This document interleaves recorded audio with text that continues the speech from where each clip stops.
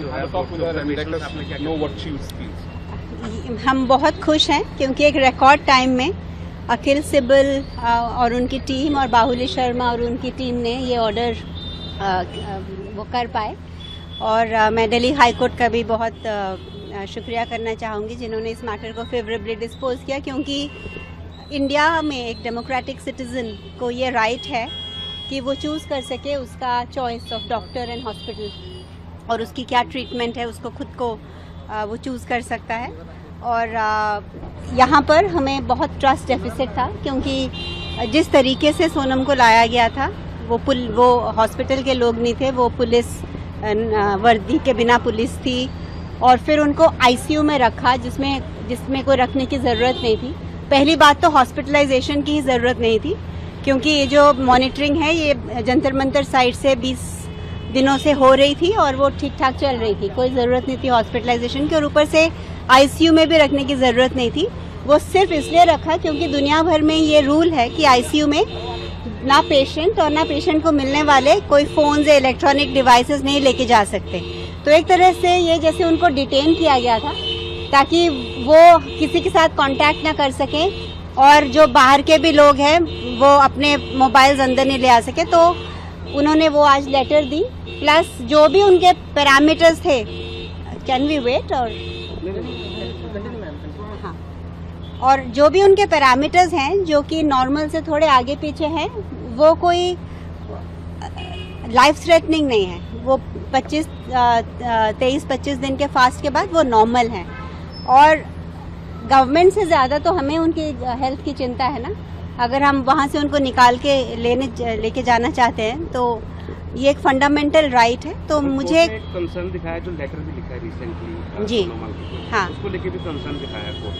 हाँ, कि सबसे इम्पॉर्टेंट चीज़ होती है कि पेशेंट की मानसिक स्थिति, क्योंकि मानसिक स्थिति ज़्यादा बॉडी पे इम्पैक्ट करती है। अगर वो नॉर्मल रहे और वो जहाँ खुश है वो रहे तो वो ज़्यादा अच्छा रिकवर होते हैं। तो आई एम वेरी हैप्पी कि दिल्ली हाई कोर्ट ने ये फेवरेबल ऑर्डर दिया है, और ये दिल्ली हाई कोर्ट ने भारत की लोकतंत्रता को ऊपर रखा, क्योंकि एक फंडामेंटल राइट है एक इंडिविजुअल का टू बी शिफ्टेड या to be treated by the doctors of his choice and in the hospital of his choice. Thank you. अभी भी हंगर स्ट्राइक कंटिन्यू रहेगा मैदान में? एक बड़ा हाँ कि कब खत्म होगी, क्या उम्मीद है?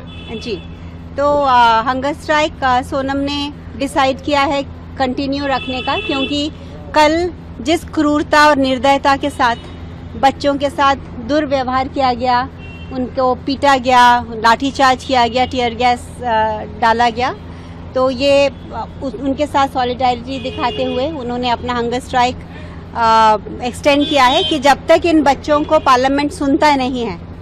स्पेशली येस्टरडे जो इतनी पीसफुल प्रोटेस्ट करने के बाद भी उन पर लाठीचार्ज की, तो उन्होंने अपना वो हंगर स्ट्राइक वो ख़त्म करना था, पर उन्होंने एक्सटेंड किया कि जब तक पार्लियामेंट इसका कॉग्निजेंस नहीं लेगा, और या तो पार्लियामेंटेरियंस, क्योंकि उनको बाहर नहीं ले जाने दे रहे, तो इसलिए वो रिक्वेस्ट कर रहे हैं कि पार्लियामेंटेरियंस उनको सफदरजंग, लेकिन बहुत सारे एमपीज जो आए भी थे सफदरजंग में, उनको अलाउ नहीं किया जा रहा था मिलना।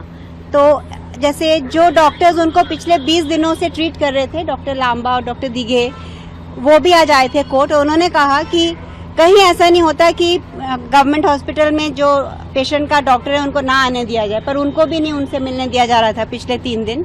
तो इन्हीं वजह से हम यहाँ से जाना चाहते थे, क्योंकि एक डिटेंशन और कैप्टिविटी की फील आ रही थी। कुछ ऐसे भी वीडियो सर्कुलेट हुए जहाँ पे स्टूडेंट्स काफी एग्रेसिव थे, उनकी तरफ से भी कुछ एग्रेशन दिखाया गया, क्लैशेस हुए पुलिस के साथ। ये आप क्यों मुझे क्वेश्चन पूछ रहे हैं? सेंसेशनलाइज करने के लिए नहीं। आपको हम सबको पता है कि कल इंडिया के यूथ ने जो पीसफुल रेजिलियंस और वो दिखाया, वो अनप्रेसिडेंटेड है दुनिया भर में। एक मिनट, अनप्रेसिडेंटेड है। और अगर कोई आपके ऊपर टीयर गैस डालेगा और आपको प्रोवोक करेगा, तो उसमें अगर कोई कुछ करता है तो आप उसको सिर्फ हाईलाइट करोगे, ये बिल्कुल गलत है, ये बिल्कुल गलत है। पुलिस, इनफैक्ट मैं जिस ट्रक में थी उसमें पुलिस घुस के आई और उन्होंने जबरदस्ती अभिजीत को भी लेने की कोशिश की। मेरे चारों तरफ सबने वो ह्यूमन चेन बना के मुझे प्रोटेक्ट किया। तो अगर मेरे साथ ऐसा हो रहा था जब मैं वो ट्रक के पीछे थी, तो नॉर्मल बच्चों को तो हमने सब देखा है ना। और अगर मुझे भी वो सपोज मैं अकेली होते कुछ करते तो मैं भी तो अपने आप को डिफेंड करती ना। तो फिर आप इसका हाईलाइट वो नहीं बना सकते कि